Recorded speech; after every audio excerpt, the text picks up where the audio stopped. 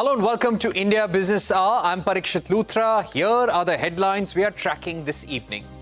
The Israel-Iran war enters the second week. Trump buys 2 weeks' time to decide whether or not to plunge the United States into the heart of the conflict. Ministers from the European Union and Iran hold talks in Geneva. Stocks rebound across the world as Trump delays Iran's decision. Sensex and Nifty gain 1% this week thanks to a Friday rally. Crude oil prices cool after rising 10% this week. India and the European Union are working towards a full substantial free trade agreement by the end of 2025 and not an interim deal. EU ambassador calls India to ease tariffs on automobiles, pharma and alcohol, says European Union will not drop the carbon tax, calling it an integral part of climate action. That's an exclusive. DMK MP Dayanidhi Maran sends a legal notice to brother and media baron Kalanidhi Maran, alleging fraud and money laundering. Demands restoration of a 22-year-old ownership structure. Sun TV calls it a personal matter between promoters, and all legal obligators were met before listing. After TCS, Andhra government sold over 21 acres land in Vishakapatnam to Cognizant for a token lease price of 99 paise. Cognizant commits to invest close to 1,600 crores and create around 8,000 jobs over 8 years. The minutes of the last Monetary Policy Committee meeting shows consensus on the 50 basis point rate cut. RBI governor says the move to front-load the rate cut should provide certainty in uncertain times. 220 victims identified so far, 8 days after the Ahmedabad Air India plane crash that killed 241 out of 242 people on board. Air India cancels 8 flights, citing enhanced maintenance and operational reasons. 4 of them were overseas flights. Rajnath Singh to travel to China next week to attend the Shanghai Cooperation Organization Defense Ministers meeting. This is the first time that a cabinet minister would be visiting the country since the Galwan Valley clashes in May 2020. Pakistan's defense minister is also scheduled to attend the meeting. Growing fears over the Dharavi redevelopment project as nearly 1 million residents could be pushed out along with their livelihoods. The Adani Group is leading the 95,000 crore rupee project to revamp one of the world's largest slums in Mumbai. Bombay High Court terms deaths of commuters and Mumbai locals alarming. This after Railways files an affidavit showing 3,588 fatalities in 2024 alone. This amounts to 10 deaths on an average every day. 16 billion passwords and login credentials have been leaked online, according to a Forbes report. This includes user accounts on Google, Facebook, Apple, among others, in what is possibly the biggest data breach in history.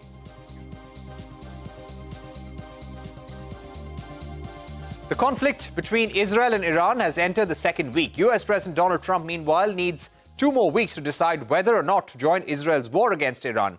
The Israeli military said it attacked dozens of military sites in Iran overnight. This included several missile manufacturing facilities in Tehran as well. Tel Aviv also claimed that Iran fired cluster bombs at Israel with an aim to increase civilian casualties. Israel bombed a northern Iranian city. The attack caused a massive explosion in the area, prompting people to evacuate the region immediately. An industrial park located in North Iran was reportedly struck as well. Reports suggest that Iranian missiles targeted a tech park in South Israel's Beersheba. The campus also housed Microsoft's office. Plumes of fire were reported outside the tech giant's office, while residential buildings also suffered a lot of damage.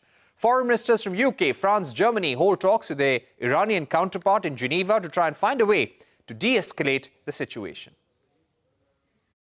One should not forget that the EU has been in negotiation with Iran on its nuclear program for years. That was called the JCPOA. Unfortunately, this preferred way of actually reaching a deal never materialized. The EU has made its position very clear that Israel has a right to defend itself, that we've continually said that Iran was not compliant with its own obligations under the Non-Proliferation Treaty, and that there is still a window for diplomacy and that Iran would be well advised to seize that window for diplomacy. We believe these aggressions should be stopped as soon as possible. It could be done via international joint effort. Those countries like India, who are the voice of the South, the big countries who actually are in favor of peace, they should coordinate and put pressure on Israel. But I think at the first step, they should condemn this action not to be happen in the future. This could well turn out to be the make or break moment ahead of any US involvement in the Iran-Israel conflict. The British, French and German foreign ministers will speak with Iranian Foreign Minister Abbas Araghchi in Geneva today in an attempt, almost a last-ditch attempt you might think, at de-escalation. British Foreign Secretary David Lammy says that a window now exists within the next 2 weeks to achieve a diplomatic solution. So some hope held out here. And this follows word from the White House that President Trump has said that given a substantial chance of negotiations, he is holding off his decision whether to plunge the US into this war. And that, of course, would be with a view to destroying Iran's nuclear capabilities. That's the declared intention anyhow. This does then appear to be another instance of diplomatic brinkmanship on the part of Trump, threatening the worst in order to get the other to bend. Remember the tariffs. Clearly, the attempt will be to get the Iranian regime now to bend to the demands made by Israel, backed by the US, and the European nations have been on board with the US in demanding an end to any military nuclear options for Iran. Back home, Sensex and Nifty witnessed healthy gains in today's trading session with frontline indices rising more than 1% each. Nifty closed above the 25,100 mark after 6 trading sessions. For the week, today's gains helped market regain losses of last week. Sensex and Nifty rose more than 1% each, while mid-cap slipped 1%. From equities to commodities, crude prices softened with Brent falling nearly 2%. The gains were trimmed after the White House delayed its decision on US involvement in the Israel-Iran conflict. Remember, oil prices surged amid fears of increased US involvement in Israel's conflict with Iran. However, prices are still on track for a third straight week of gains. The minutes of the Monetary Policy Committee meeting are out, and there is consensus among the members to support growth with a 50 basis point rate cut.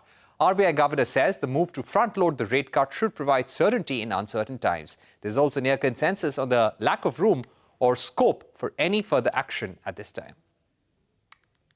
I feel this is a feeling, I would like to describe it as an educated guess, that our neutral interest rates are heading to pre-COVID level, that is towards 1.2%. But given the research uncertainty, let's go by post-COVID estimate, which is 1.65%. By this logic, we have room for 60 basis point cut. That is the perspective I have. India's growth in 8 core sectors of the economy slowed to a 9-month low to 0.7% in May. This was largely led by contraction in crude oil, natural gas and electricity sectors. However, cement, steel, coal and refinery products showed some positive growth. Now to a CNBC TV 18 exclusive. India and European Union are working towards a full, substantial free trade agreement by the end of 2025. And not an interim deal. That's the word coming in from the European Union ambassador to India. In an exclusive conversation with CNBC TV 18, Ambassador Hervé Delfont called upon India to ease tariffs on automobiles, pharma and alcohol. He also said that the European Union will not drop the carbon tax, calling it an integral part of climate action. July deadline seems to apply to another geography rather than to the EU. I think the message of our leaders, as I mentioned, was very clear by the end of the year. So what matters most for us is not the fast and furious, and is a steady and progressive negotiation that really brings tangible results. I think most important is the substance of this trade deal. So we are not somehow bound by any artificial deadline by July or other. That doesn't really concerns both the EU and India in their relations. We have moved and gone through what we call a simplification package of the CBAM, which just this week there's been an agreement between the Council and the Parliament on this CBAM simplification package. So what we want to do is to come back to the Indian partners and stakeholders to explain what it is. And indeed, the Federation of Industry in India, FICCI, is been a partner in that, in trying to bring the conversation, and we will have this interaction with the Indian private sector early July. And I think that will help also to pave a way forward. You can catch that entire conversation with Hervé Delfont, the European Union ambassador to India, on CNBC TV 18 Prime at 8:30 p.m. tonight. Defense Minister Rajnath Singh will be traveling to China for the Shanghai Cooperation Organization's defense ministers meeting next week. This is his first visit since Operation Sindoor, the Galwan Valley clashes in May 2020. Pakistan's defense minister is also scheduled to attend the meeting. 8 days after the Ahmedabad Air India plane crash that killed 241 out of 242 on board, 220 victims have been identified. 202 bodies have been handed over to their families. Air India has announced a significant scale down of its international operations. The airline will be cutting 48 flights per week until mid-July. DMK MP Dayanthi Maran has sent a legal notice to his brother and Sun TV chairman Kalanidhi Maran. The MP has alleged that his elder brother executed a fraudulent scheme to take control of Sun TV after their father's death in 2003. Sun TV has called the issue the promoter's personal matter. Money Control's Chandra Shrikant is here with more. Sun TV shares are in focus after Money Control's report of a feud between the Maran brothers, Kalanidhi Maran, the chairman of Sun TV, and his younger brother Dayanidhi Maran, former union minister and currently a DMK leader. Now, Sun TV has clarified to exchanges that this is a family matter and will not impact the day-to-day functioning of the company. They've also said that some of these allegations in these media reports are inaccurate and misleading. Now, why is Sun TV in focus? Well, Dayanidhi Maran has sent Kalanidhi Maran a legal notice accusing him of indulging in fraudulent practices over the last couple of decades to wrest majority control of Sun TV. Remember, Kalanidhi Maran is a 75% owner of Sun TV network, one of India's most profitable listed media firms, and he's one of India's also richest entrepreneurs with a net worth of over $2 billion. Now, in his legal notice, Dayanidhi Maran has threatened to invoke action by various regulators, including the SFIO, to DGCA, to other agencies, if Kalanidhi Maran does not restore the original shareholding that was there in 2003, when the Maran and the Kalanidhi families had 50-50% in the present Sun TV. So we'll have to wait and see how this proceeds. But for now, Sun TV clarifying to exchanges after their shares were trading lower in the day that this is purely a personal matter, a family matter, and will not impact the operations of the firm. All right. Thank you very much, Chandra Shrikant, for joining us on that very important Sun TV family feud report.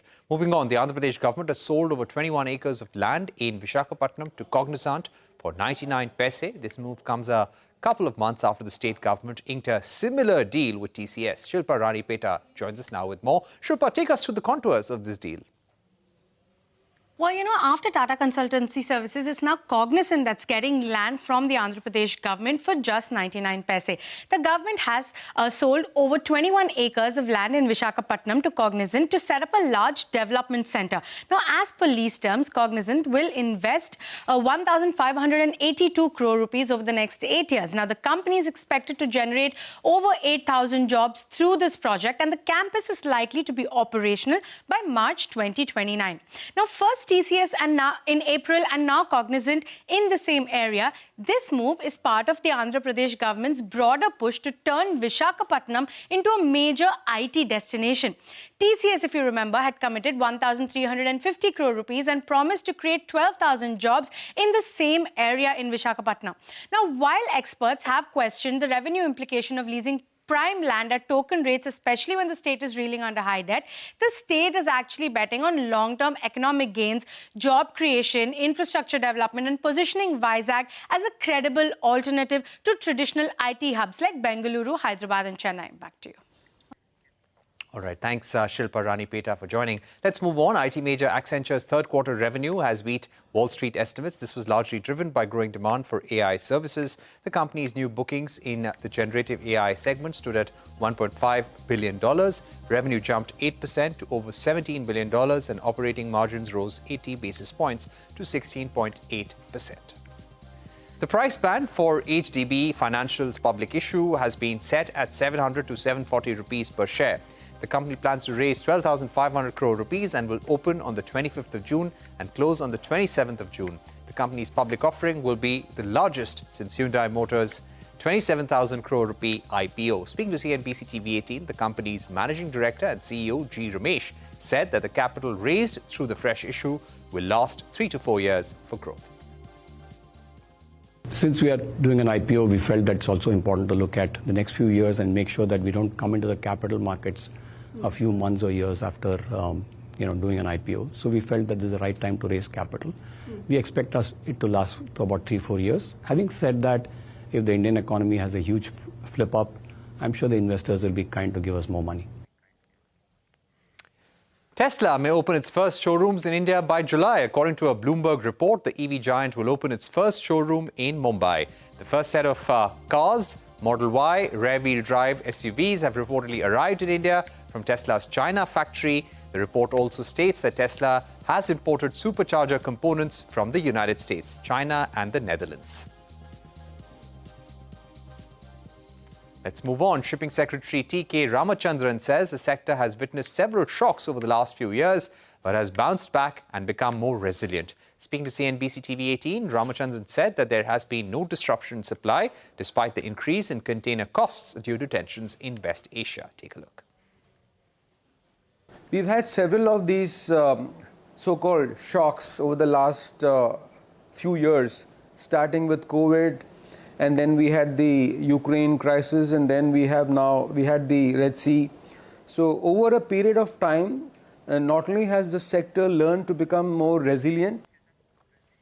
All right, coming up on India Business Hour, growing fears over the Dharavi redevelopment project as nearly 1 million residents could be pushed out along with their livelihoods. A special report in just a bit. And you can also catch all CNBC TV 18's news and updates on YouTube, Facebook, Instagram, X, and Jio Hotstar.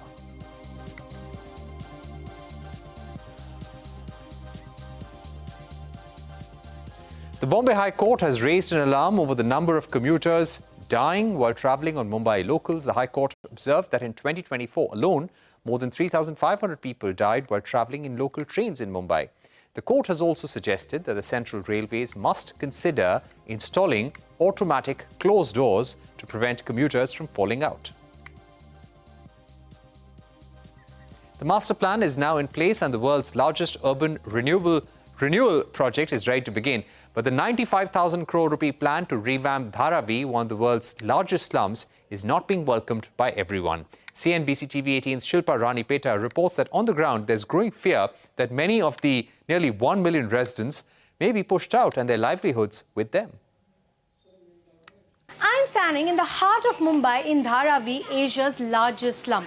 It is a maze of lanes, by-lanes, alleyways. It has homes, it has workshops, it has shops. It is full of life. It is also one of the most valuable, fiercely contested and densely populated pieces of urban land in the world. And it is all set to change forever. Approved in 2022, the Dharavi redevelopment project promises to transform this city within a city.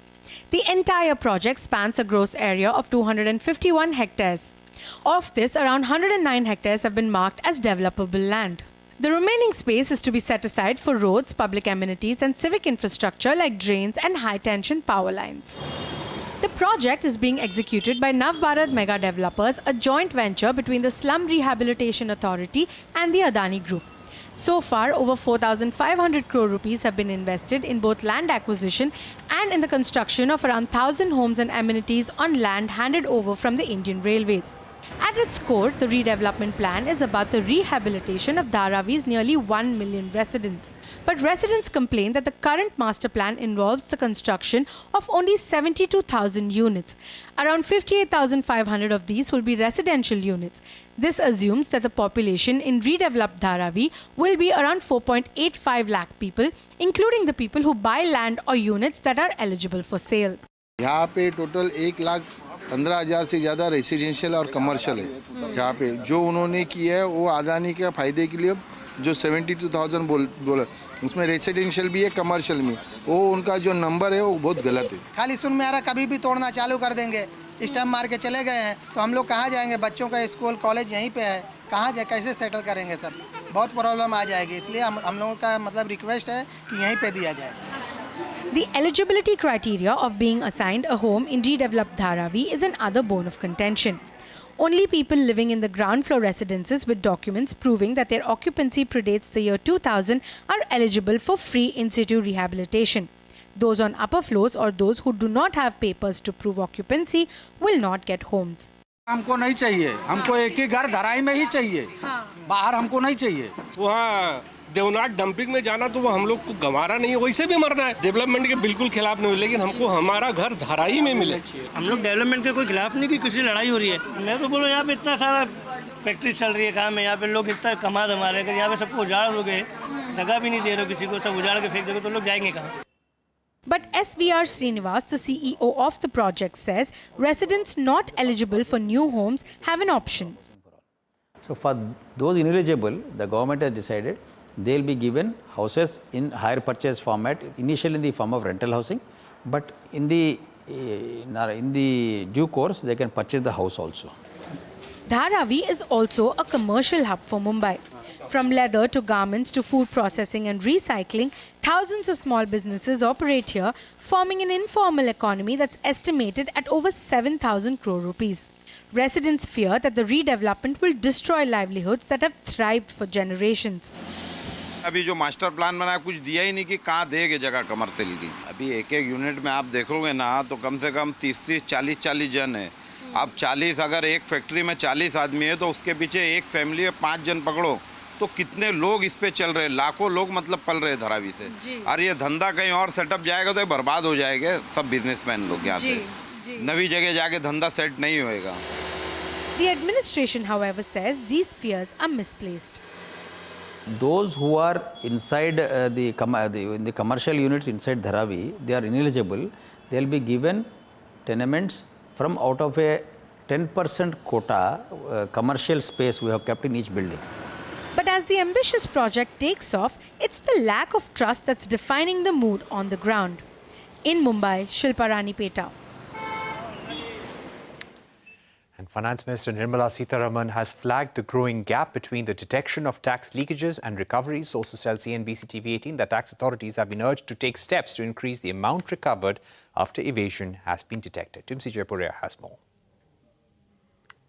Well, that's right. Sources have told CNBC TV18 that CBIC's two-day brainstorming conclave has ended, and Finance Minister in her address to the field formations has pushed officers to improve leakage recovery ratio. Finance Minister flagged the growing gap between detection of tax leakages against recoveries. Just to give a sense, what is this particular area? Well, the GST audit data pegs that pan-India recovery is at just 4,000 crore rupees versus a detection of leakage of about 34,000 crore rupees. Also, the GST audit data of the taxpayers which are under CGST regime is showing that the highest tax evasion was detected in Chennai, followed by Mumbai, Bengaluru and Hyderabad. Also, the data suggests that in FY24, enforcement arms under GST detected tax evasion, which was worth just a little over 10% of total tax collections.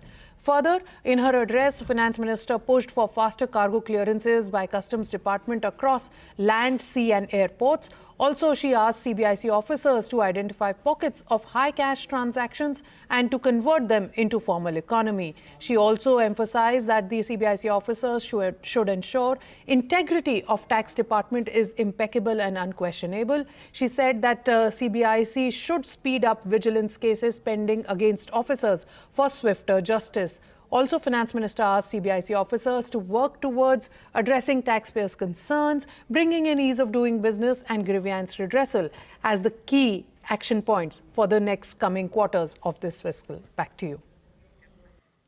Moving on, 16 billion passwords and login credentials have been leaked online, according to a Forbes report. This includes user accounts on Google, Facebook, Apple, among others, in what is possibly the biggest data breach in history. A team of cybersecurity researchers found 30 separate data breaches, each containing billions of records.